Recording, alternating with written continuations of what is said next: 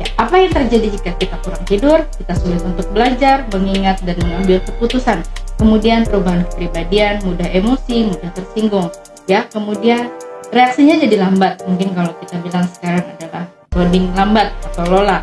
Ya, karena refleksnya menjadi menurun, sehingga kalau orang tersebut mengemudikan mobil atau mengendalikan, mengoperasikan suatu alat berat dapat berbahaya karena lebih rentan untuk terjadi kecelakaan.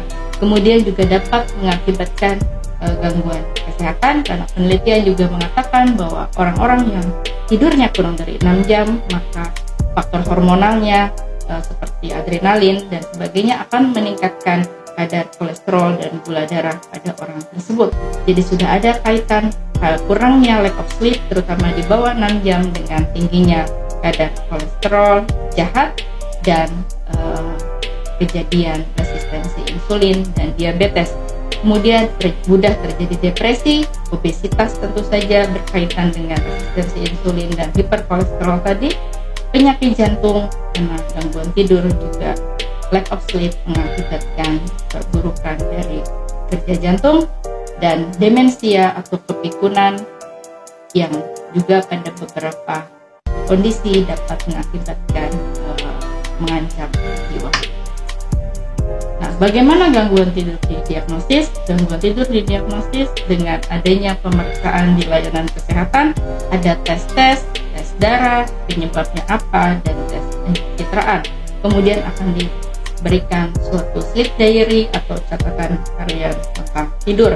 Anda akan mencatat kapan Anda mulai untuk mencoba tidur, kapan sesungguhnya dapat tertidur, dan kapan bangun, dan apakah ada tidur siang atau tidak. Nah, akan juga dilakukan suatu studi tidur yang disebut polisomnogram. Bagaimana cara mengobati gangguan tidur? Mengubah rutinitas tidur Anda untuk dapat membuat suatu jadwal tidur yang teratur dan suatu sanitasi tidur yang baik. Jadi sebaiknya kamar tidur hanya dipergunakan untuk kamar tidur, tidak untuk belajar, makan, bekerja, dan sebagainya. Sehingga dipisahkan area-area mana untuk kita tidur, mana area kita untuk bekerja dan aktivitas lainnya.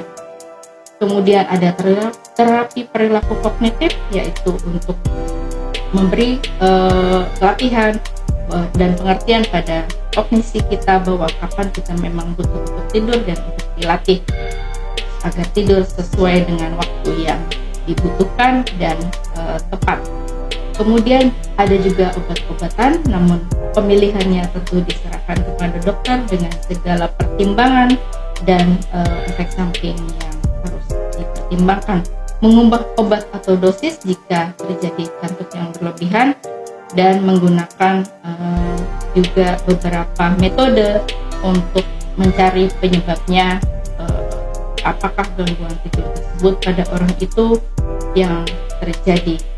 Dan ada juga yang dilakukan seperti terapi cahaya dan seperti hormon-hormon termasuk melatonin, ya, kemudian obat-obatan lainnya seperti golongan, jika ada pasien-pasien yang insomnia, golongan tipe gangguan tidurnya dapat diberikan lamborexan. Kemudian pada restless leg syndrome dapat diberikan obat seperti gabapentin atau pregabalin. Dan selanjutnya, bisakah gangguan tidur untuk dicegah? Dapat dicegah, tapi jika tergantung dengan penyebab yang bisa ditangani. Terima kasih yang sudah mau mendengarkan tentang gangguan tidur Dalam Cari Dokter.